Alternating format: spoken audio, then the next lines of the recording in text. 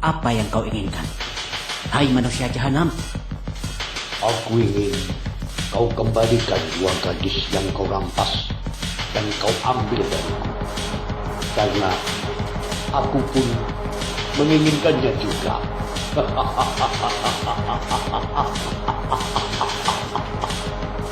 Keparat kau. Lepaskan aku. Lepas.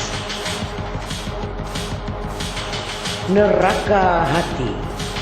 Kisah rumah tangga dengan tragedi yang tragis, diwarnai dengan intrik yang mendebarkan, sakit hati, dendam kebencian, air mata penjualan para gadis, dan penyiksaan, serta kekerasan, kematian. Neraka Hati.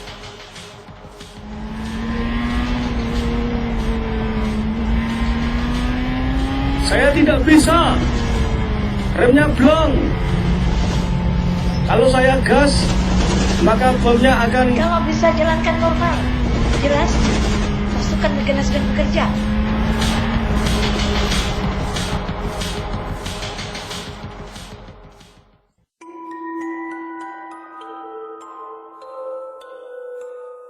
Teater Gemini Indah mempersembahkan sandiwara radio Neraka Hati. Naskah karya Juni Mucus. Teknik dan montase, hiasan musik oleh Toro Aji. Sutradara Mucus Gober.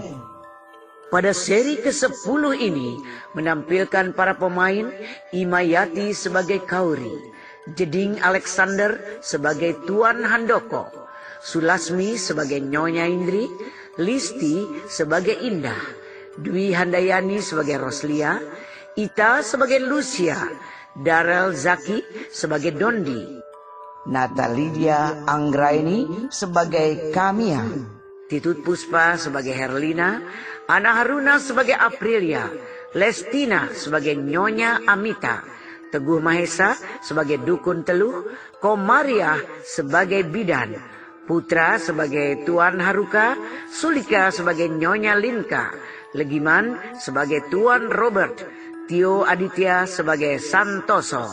Pembawa cerita Sri Purwaningsih. Selamat menikmati.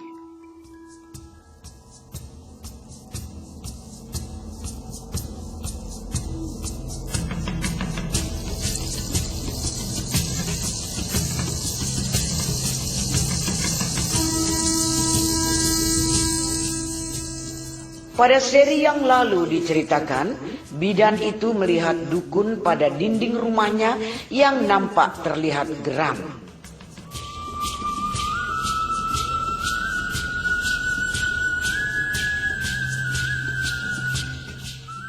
Bosan hidup kamu ya? Rupanya mau antar nyawamu kemari. Kau bukan Tuhan. Kau hentikan. Hanya uang yang dapat hentikanku. Aku terima tantangan dirimu, dukun setan. A'udzu billahi minasyaitonir rajim. Bismillahirrahmanirrahim. Qul a'udzu birabbin nas. Malikin. Bidan itu memejamkan mata. Ia baca ayat suci Al-Quran. Lalu saat terbuka matanya, terlihat sinar putih melesat keluar dari mata, lalu menerjang dinding rumah.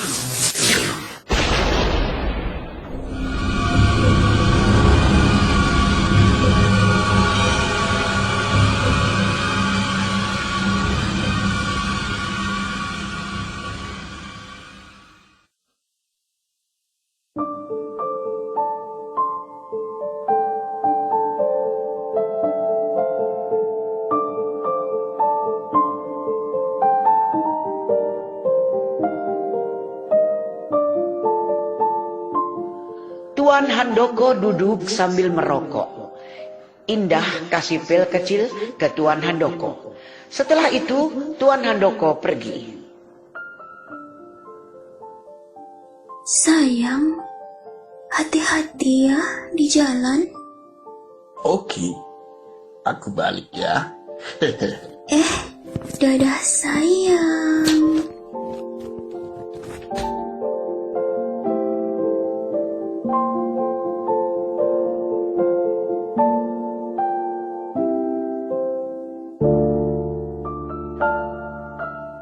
Sementara itu di lain tempat, yakni dalam kafe, di ruangan, si Lucia nampak wajah murung itu terlihat.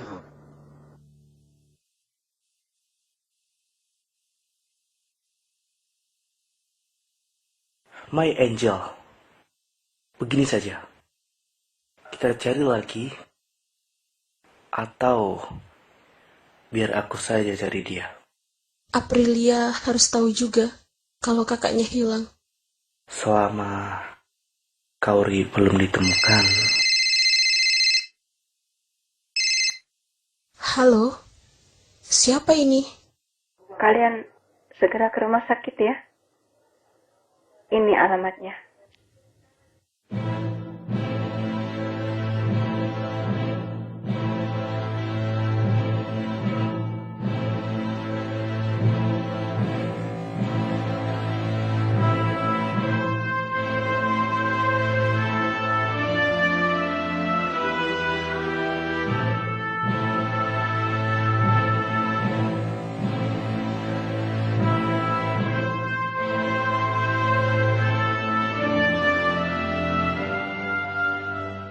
Lucia dan kawan-kawan menjadi sedih.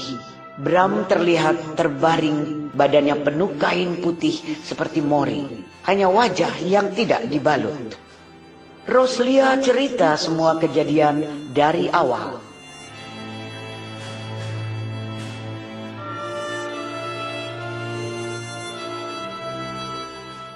Polwan Martina yang menangani kasus ini juga alami keguncangan. Dia shock berat, sekarang ada di psikiater. Hati-hati, jiwa dan hatinya sedih, belum sembuh.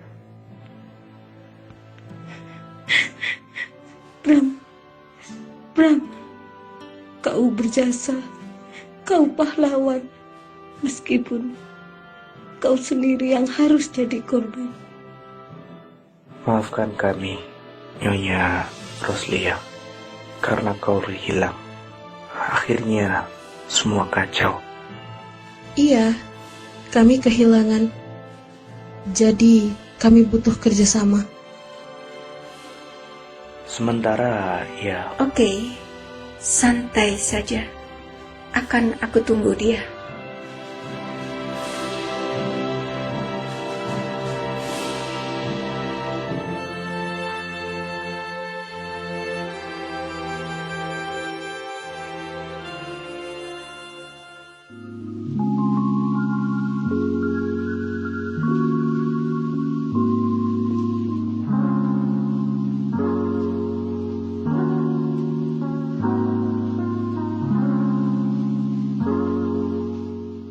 Di kantor pagi itu, yang bergerak di bidang properti, nampak di ruangan Dondi. Bos, Anda sepertinya...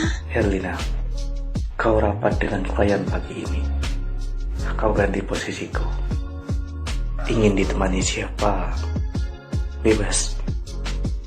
Baik, akan saya lakukan. Untung dia bos yang bijak. Tapi kok sepertinya ada beban berat di hatinya ya? Herlina, dia sudah pergi.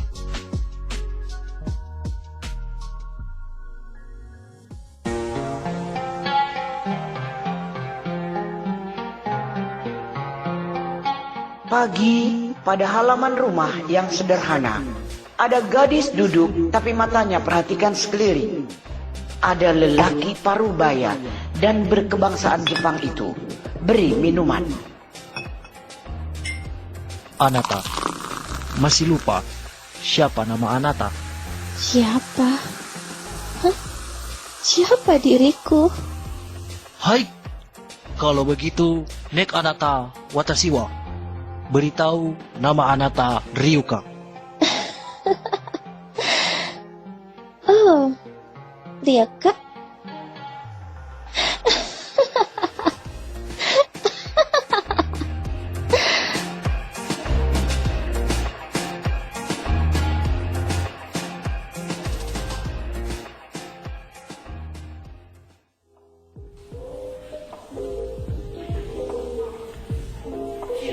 Secepat ini ya kamu sudah punya tempat kerja, perusahaan hebat. Saya siap bersaing kalau itu harus, asal dibimbing.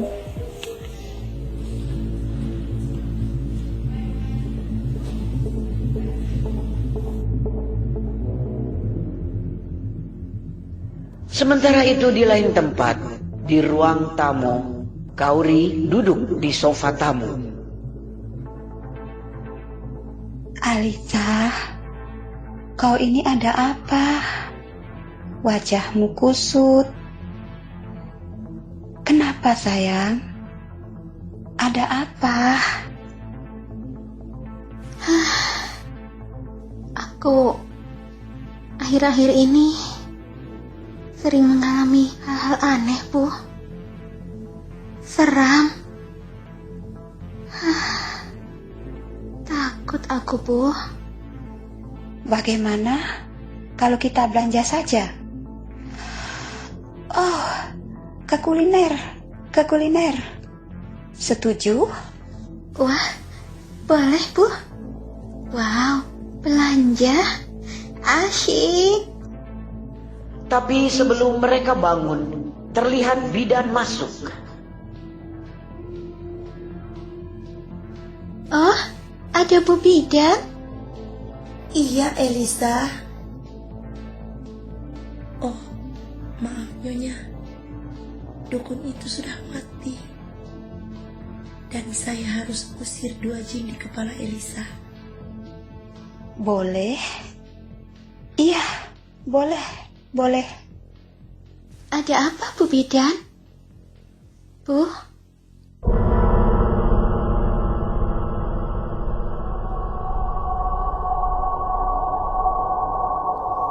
Kalian rupanya ingin berbuat ulah kepadaku.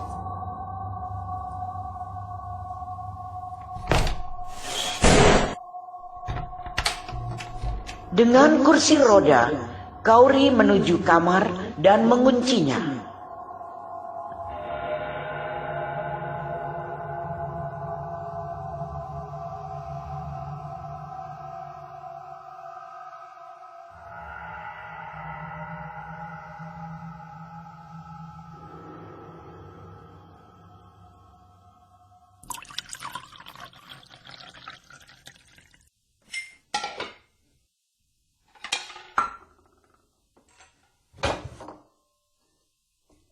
Sementara itu di lain tempat, masih di rumah, di dapur yang juga sebagai tempat makan, nampak Nyonya Indri, Tuan Handoko asyik makan malam.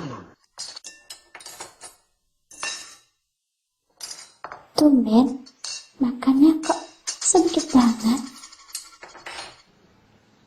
Entah, mungkin aku malas makan. Tuan Handoko coba merogoh saku di baju. Dan ada 2 pil kecil, ia menelannya lalu duduk. Saat itulah tiba-tiba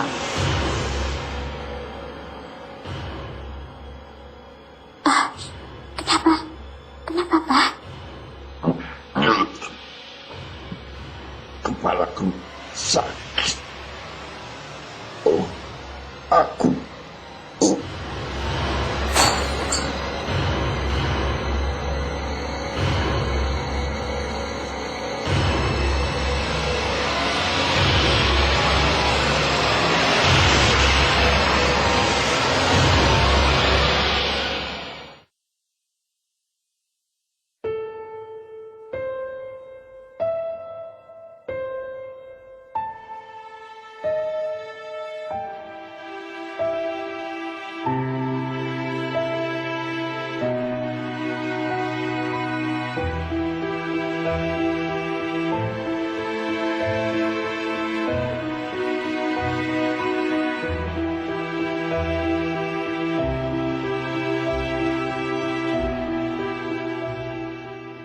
Martina, apa yang kau rasakan? Tak kuduga aku gagal. Nyawa yang penasaran selalu menghantui diriku. 2 nyawa anggota gegana dan 25 nyawa di dalam bis. Semua melayang. Aku penyebabnya. Jangan selalu kau salahkan dirimu, karena kau bertugas dengan tanggung jawab. Hanya posisimu kan di jalanan, nggak lihat secara langsung apa yang terjadi. Mereka yang jadi lengah dan ceroboh. Tapi bayang kematian selalu teror diriku. Selalu teror diriku. Dan minta aku selamatkan. Aku berdosa. Berdosa.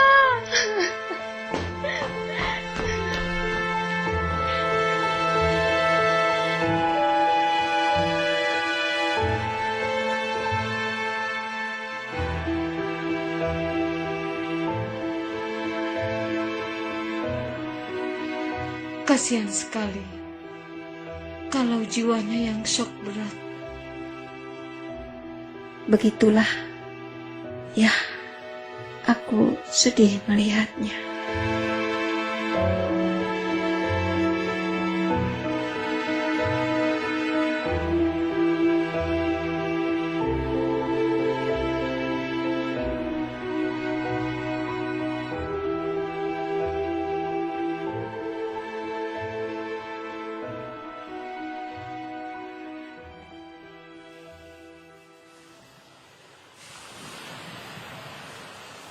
Malam itu di pantai, tepatnya pelabuhan, Santoso, Tuan Robert melihat mobil box menurunkan wanita muda, masih gadis, matanya ditutup.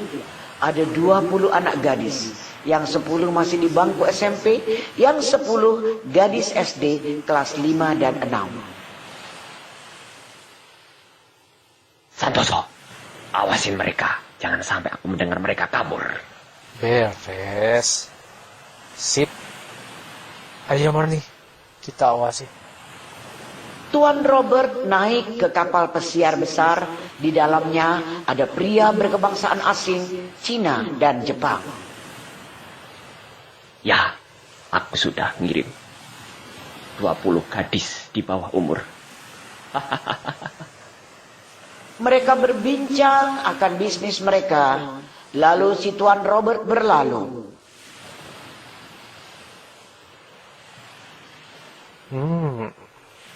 Mereka suka tidak?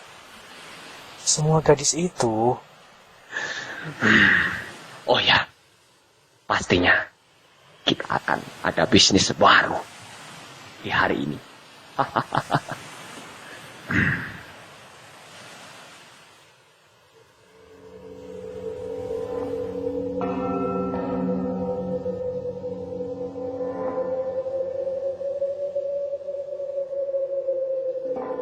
Sementara itu di lain tempat, yakni alam gaib.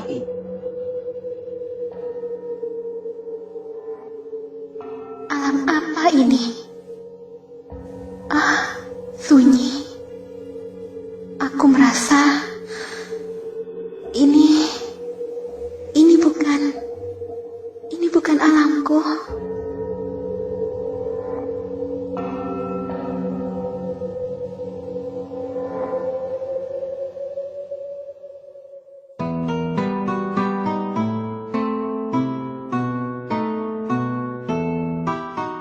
Bagaimana kisah selanjutnya? Apa yang terjadi juga menimpa Kauri? Nah, saudara pendengar, ikuti pada seri berikutnya. Jangan lupa di like, subscribe, juga komennya ya. Sampai jumpa.